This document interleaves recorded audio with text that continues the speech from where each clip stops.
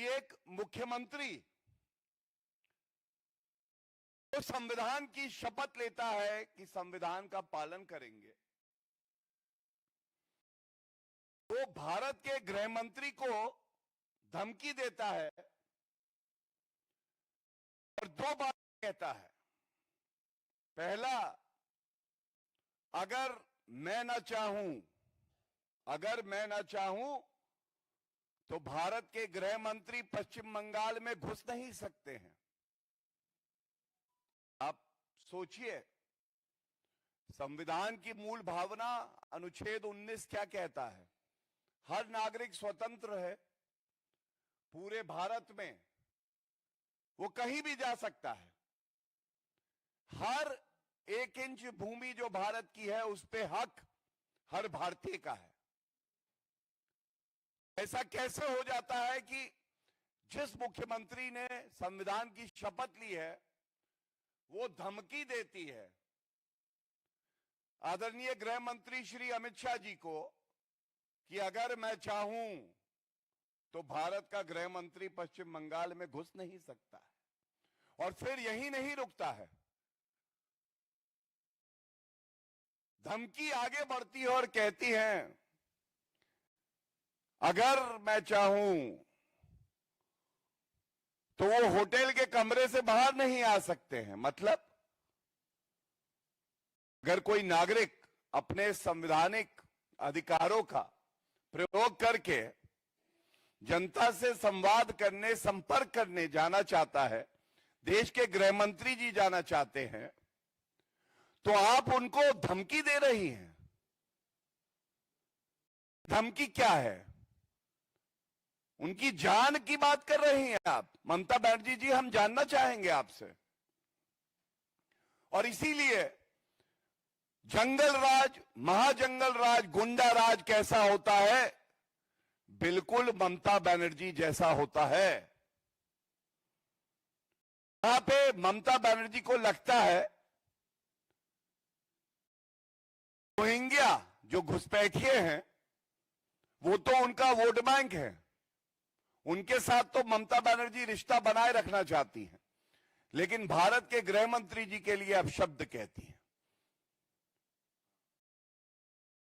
और बात जब पश्चिम बंगाल की कर रहे हैं और मैंने बात करी वोट चोरी का जो बेबुनियाद आरोप राहुल गांधी कई बार लगाते हैं चुनाव हारने के बाद, तो अब जरा जो मैं वक्तव्य आपके सामने रख रहा हूं इस पे ध्यान दीजिएगा। आप सबको पता है जितने राजनीतिक दल सांप्रदायिक राजनीति करते हैं, तुष्टीकरण की राजनीति करते हैं, वंशवाद से जो प्रेरणा लेते हैं, जो भ्रष्टाचारी थे, सब एक साथ आए थे। नाम दिया था इंडी अलायंस। INDI alliance. जनता ने कहा ये घमंडिया है, ये महाठगबंधन है, चुनाव हरवा दिया।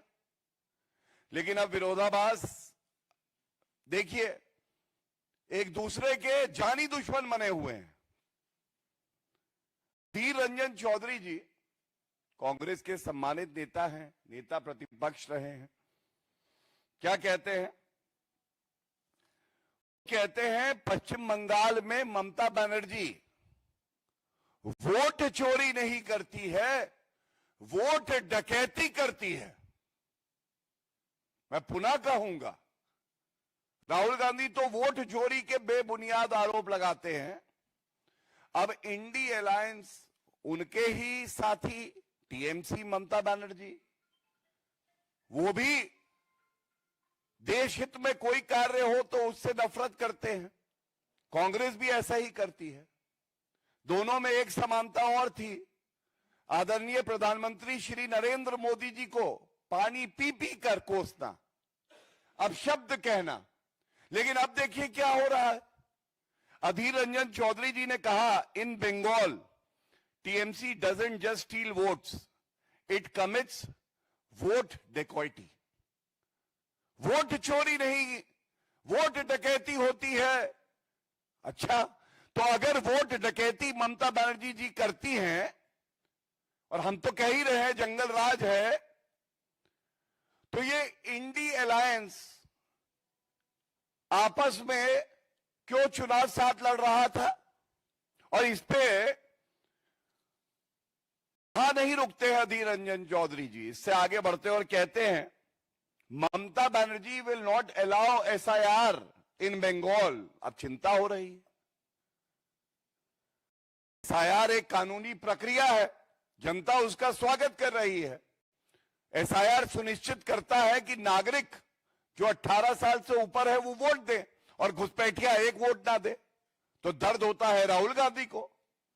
अब लेकिन अधीर रंजन चौधरी जी कह रहे हैं Mamata Banerjee will not allow SIR. ये दूसरी बात हो गई।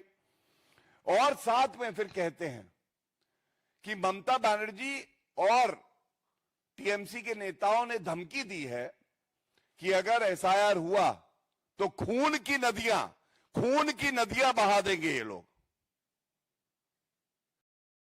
और विरोधी दल हो सकता है, नेता दूसरे दल का हो सकता है, लेकिन जो बात वो उजागर कर रहे हैं उस पर ध्यान आकर्षित करना चाहूंगा।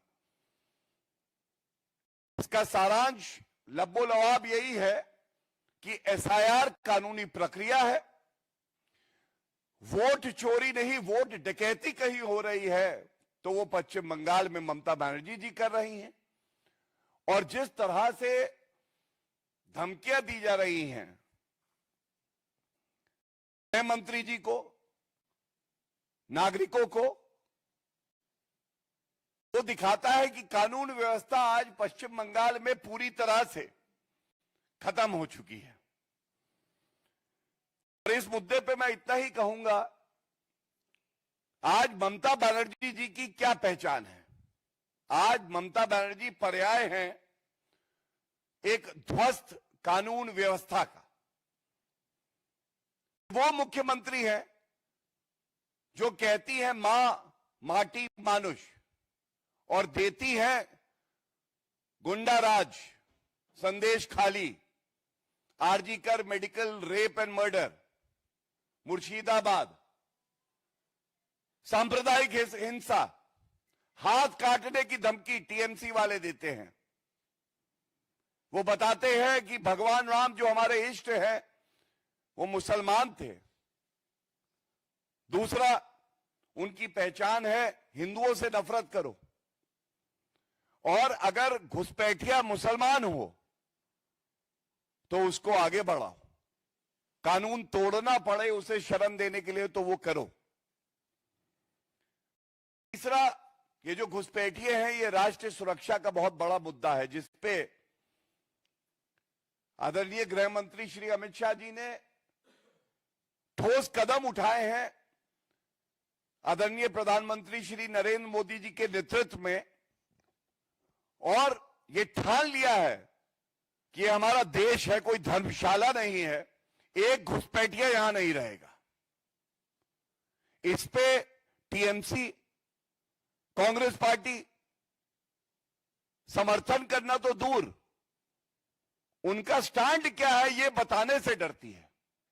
आप सोचिए, दीमक की तरह ये पार्टियां जिनको जनता ने सेवा करने का अवसर भी दिया, हमारे ही देश को खाना चाहती हैं। ये चिंताजनक है। और सबसे बड़ी पहचान ममता बनर्जी की है भ्रष्टाचार। चाहे वो अभिषेक बनर्जी हो, चाहे वो पार्था चैटर्जी हो, तमाम टीएमसी के नेता हैं, अपना सिंडिकेट, अपनी कमीशन खोरी, ये पहचान ममता बनर्जी की बन गई है, केवल वसूली करना। और इसीलिए आज हर पश्चिम बंगाल का जो भाई बहन हमारा है उसे यकीन है कि इस साल चुनाव में भारतीय जनता पार्टी की सरकार बनाएंगे और ममता बनर्जी को बहुत दूर भगाएंगे। ममता बनर्जी ने यह हक खो दिया है कि वो पश्चिम बंगाल की मुख्यमंत्री बनी रहें। और साथ में ये कहना गलत नहीं होगा, एक घबराई सी, एक डरी हुई, एक मायूस ममता बनर्जी सांप्रदायिक बयान भी दे रही हैं और धमकियां भी दे रही हैं, जो उनकी निराशा को स्पष्ट करता है। मैं आपके समक्ष ये बात जरूर कहना चाहूंगा कि वोट डकैती जो कहा जा रहा है, ये ऐसे ही नहीं कहा जा रहा है। माननीय सर्वोच्च न्यायालय ने जब पंचायत चुनाव थे पश्चिम बंगाल में, तो करीब 1/3 33% के आसपास पर्चे भी नहीं दाखिल हो पाए थे। Candidates could not file there nomination, और सुप्रीम कोर्ट ने तक टिप्पणी करी थी कि पश्चिम बंगाल में जंगल राज आ गया है। और ये देखिए एक खबर, बंगाल पंचायत चुनाव में गणतंत्र का जोर, बैलेट जले, बूथ लूटे, 12 मौतें। ये एक खबर है।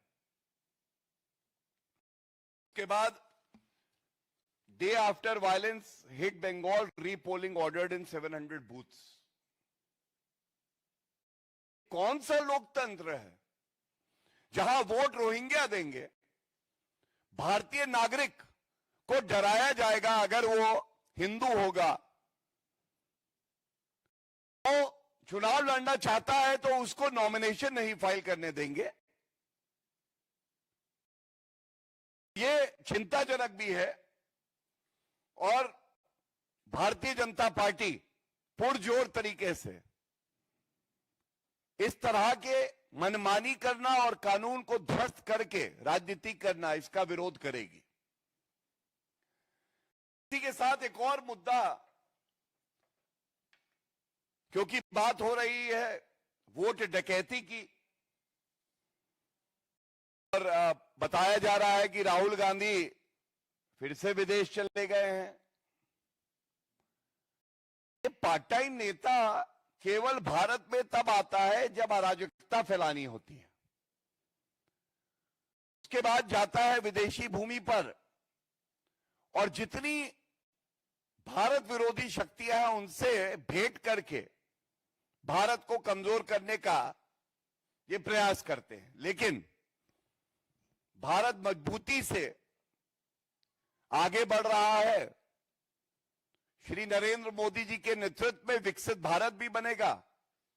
राहुल गांधी जैसे 100 भी आ जाएं नकारात्मक राजनीति और ऊर्जा देने के लिए, तो भी भारत की प्रगति को रोक नहीं पाएंगे। और अभी केएपी सर्वे ये प्रकाशित किया है। ये सर्वे क्या है मैं आपको बताता हूं। आप देखिए, ये रिपोर्ट का ही एक पृष्ठ है। Karnataka monitoring and evaluation authority, department of planning, programme monitoring and statistics, government of Karnataka, government of Karnataka. Rahul Gandhi ji कहते हैं वोट चोरी हो गई। पहला सवाल तो यही है, अगर निर्वाचन आयोग में आपकी आस्था नहीं है, वोट चोरी होती है, तो कर्नाटका में आपकी सरकार कैसे बनी है? राहुल गांधी जी, ये पूरा देश जानना चाहता है। और दूसरी बात, अब ये रिपोर्ट जो सामने आई है ये क्या कहती है मैं बता देता हूं। इस रिपोर्ट में जो हमारे नागरिक भाई बहन है कर्नाटका में, उनका सर्वे किया गया। करीब 5100 रिस्पोंडेंट थे, 102 असेंबली कॉन्स्टिट्युएंसीज कवर की गई। ये एडमिनिस्ट्रेटिव डिवीजन जो थे वो बेंगलुरु, बेलागवी, कालबुर्गी और मैसूरू, ये 4 क्षेत्र। और जो मैं अब आपको बताने जा रहा हूं, आप भी कहेंगे कि आईना लेके राहुल गांधी के सामने खड़े होने हम पत्रकार जा रहे हैं।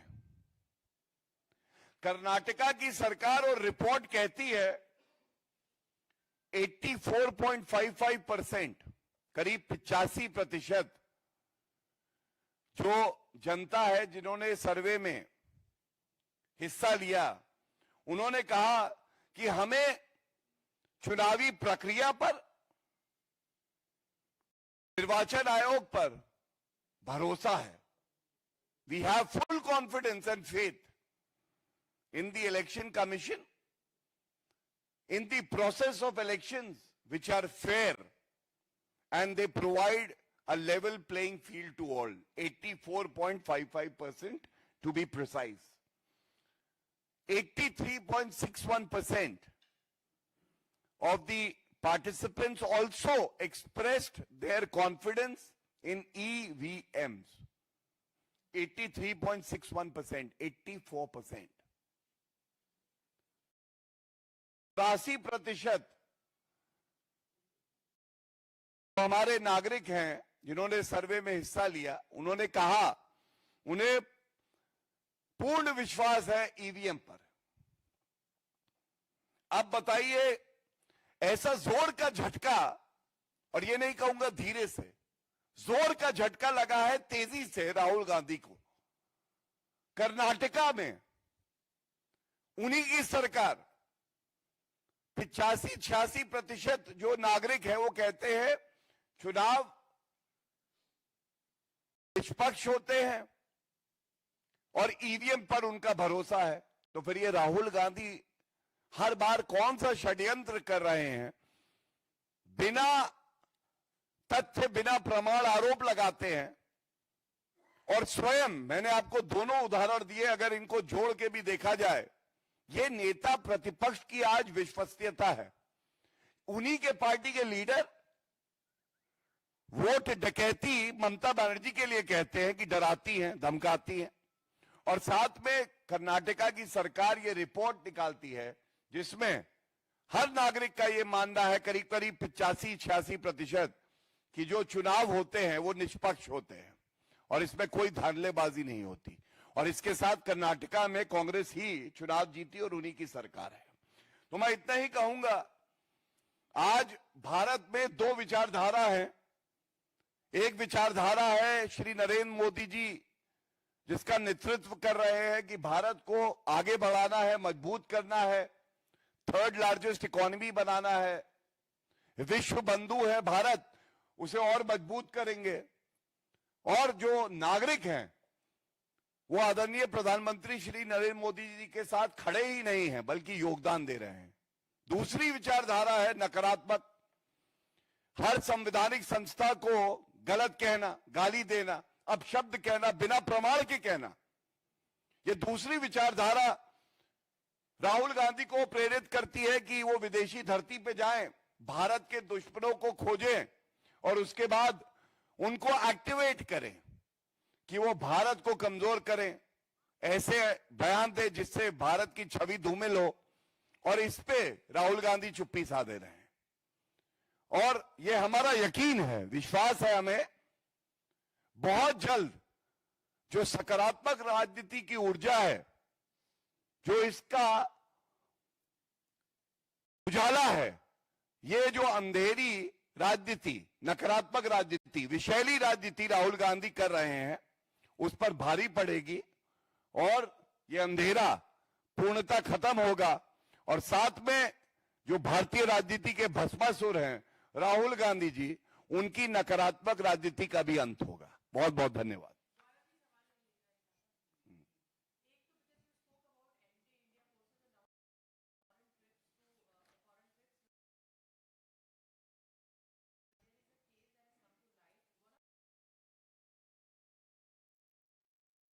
और उसके बाद पश्चिम बंगाल है, किस तरह से जंगल राज पूरे पश्चिम बंगाल में ममता बनर्जी के तत्वाधान में फल फूल रहा है।